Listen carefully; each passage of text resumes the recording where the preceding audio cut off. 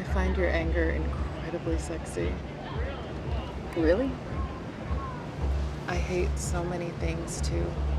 Appropriate Behaviour, a film from the multi-talented Desiree Akhavan, is a refreshing comedic offering in the Sapphic world of video. This movie follows Shireen, an American Persian, as she deals with the end of her relationship with her girlfriend Maxine, having to move out of their apartment, explaining why she's moving out to her family, who doesn't know she is bisexual, figuring out how to teach rowdy 5-year-olds at a filmmaking class, and deal with her heart being in pieces. Why don't you tell me what you need, Shireen? I need my girlfriend back. Unwilling to accept that things are truly over, she decides that she must win Max back. If I really want Maxine back in my life, I'm going to have to do whatever it takes. And that means getting back onto her co-op shift. And that's where you come in. She tries to get a volunteer spot at the local co-op back so she can get a shift with Max. The last time I checked, this is a cooperative. Why don't you go ahead and cooperate with me? And I'll cooperate with you. She turns up to the LGBTQ+ rights meeting Max frequents and then clumsily asks the lawyer out on a date as a ploy to make Max jealous. My name is Shireen. I am an Iranian, bisexual teacher, and I would like to take you out for a drink. Now? Right after this, I would like to buy you a drink. She finds herself falling into ill-advised sexual encounters as a way to try and move on, meeting a boy online, winding up in a threesome that only seems to make her feel more lonely. All this happens as she relives meeting Max, falling in love with her, and retracing the steps that led to their breakup, ultimately helping her to take a step that she had long avoided. Appropriate Behaviour is a film that explores a different side to a Sapphic love story.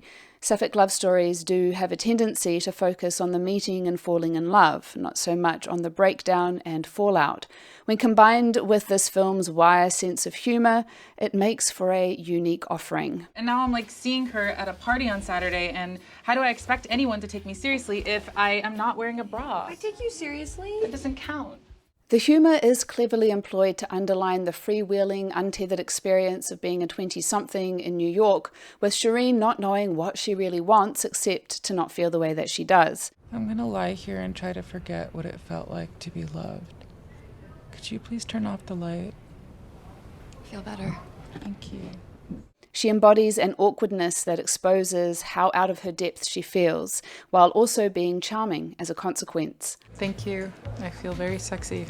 I'm surprised by how quickly they sprung into action. It's almost as if they expected me to make a huge mess. Well, it sounds like you have a conspiracy on your hands. Yes. It's an awkwardness that, I think, has come from feeling on the outside of her American Persian community, as we see when she invites Max to one of their cultural celebrations. She was not cool enough to be part of the cool girl clique. What just happened? You were in the middle of a sentence. Yeah, every time I see her, she compliments the way I look. She asks one personal question, and then she walks away while I answer. Ostensibly because her sexuality has meant that she's always felt a bit othered, but neither is she ready to fully step into and claim that otherness.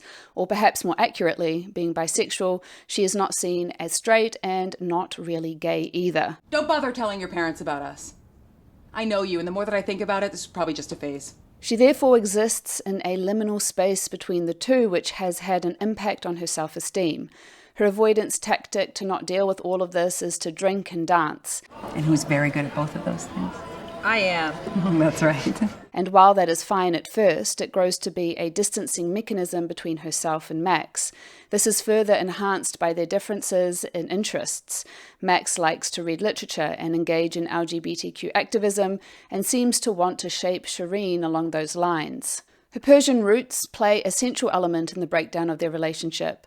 Max doesn't understand why Shireen refuses to tell her parents. I'm sorry, what country is it that you get stoned to death if you're convicted of being gay? Wait, I know, it's Iran, the country that my entire family comes from.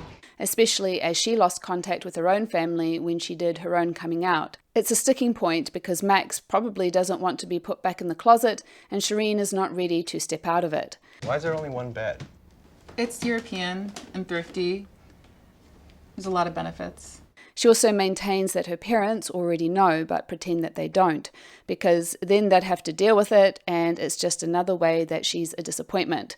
She's hardly using her degree in journalism, teaching 5-year-old kids, and much to her family's consternation has moved in with eccentric roommates, unlike her brother who seems to have his life together. The movie therefore explores all of these deeper themes but with a lighter touch, and I appreciated that. Desiree Akhavan wrote, directed and starred in this debut feature film, and it's impressive.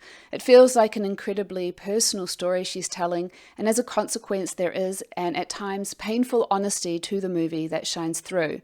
The various elements of Shireen's identities are all vying for expression, and the threads of the story wind themselves together to expose a woman that can be, at times, callous and selfish, but is also just wanting to find something to anchor herself to. Desiree has gone on to adapt The Miseducation of Cameron Post from the book, directed and produced it, another beautiful Sapphic film, and among other things, she's directed episodes of 2 shows I've enjoyed, Hacks and Tiny Beautiful Things, both of which have Sapphic storylines in there. Okay, spoilers from now on. If you're wondering if it has a happy ending, well, yes, it does. Just not with Maxine, because that's not what this movie is about. It's a happy ending in the sense that she arrives at a place where she is able to accept that she and Max are over and perhaps, in the process, realize that they were never all that compatible to begin with. It was obvious in the very first interaction they had as they sat on the stoop at a house party, trying to avoid all the hipsters inside. Shireen said that she loved dykes, thinking it a compliment or perhaps feeling that she could use that term being a Sapphic herself, and Max took offence. I'm bisexual, so it's okay. No, it's still offensive. You know how I meant it. Doesn't matter how you meant it. This showed an immediate difference in their perspectives that is only extrapolated on as their relationship progresses. They're clearly not right for each other, even if Shireen wants to believe that they were perfect. We were an it couple. Not really. It feels like the flashbacks we are getting is Shireen beginning to see the relationship for what it was, without the rose-tinted glasses. Shireen seems to finally realize that her pursuit of Max is not only getting her nowhere, but is showing a level of desperation even she can no longer stomach when she shows up to a party in a corset she bought at a lingerie store that she paid far more than she could afford to for, and then displays her latest squeeze, only to find out that Max is dating the young woman who works at the same school she does, only she is somehow better at everything than Shireen. I thought it a potent image to have her sitting on the toilet in a grotty bathroom covered in graffiti as she hits her rock bottom and realizes that it is well and truly over. This realization also leads her to do the thing that she'd been avoiding for so long, and that is to come out to her family.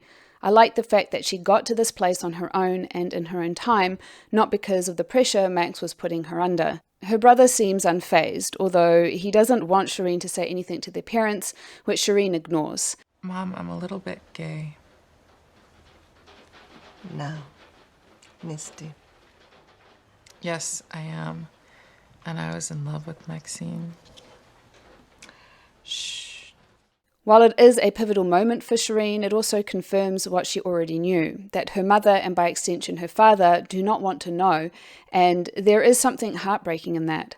Shireen standing at the door to her parents' room, watching them sleep as if she wants to climb into bed as she no doubt did as a child, is just a bit heart-wrenching, especially as when her mother wakes to find her standing at the door, doesn't invite her in, instead asking her to breathe less loudly, as if her presence is too much and unwelcome. Allowing the story thread to remain there felt raw and honest. Even so, the act of claiming her sexuality out loud to her mother helps her to get to where the film ends, and that is sitting on the subway and spotting Max on the platform, and then realizing that she has arrived on the other side of her heartbreak. The extended shot on her face as that realization sweeps over her felt like a wonderful, uplifting place to leave her. I have reviewed a number of other films, so be sure to check out the playlist on your screen, and until next time, lady lovers.